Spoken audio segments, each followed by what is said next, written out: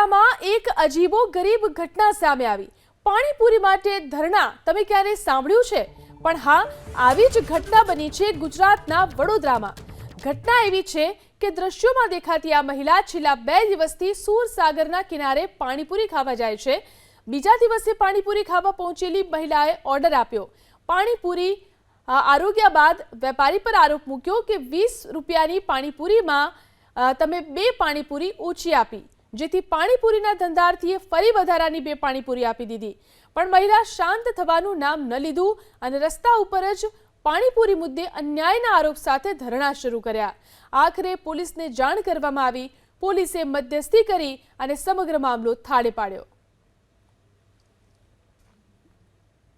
વડોદરામાં એક અજીબો ગરીબ ઘટના સામે આવી। પાણીપુરી માટે ધરણા તમે ક્યારે સાંભળ્યું છે? પણ હા, આવી જ ઘટના બની છે ગુજરાતના વડોદરામાં।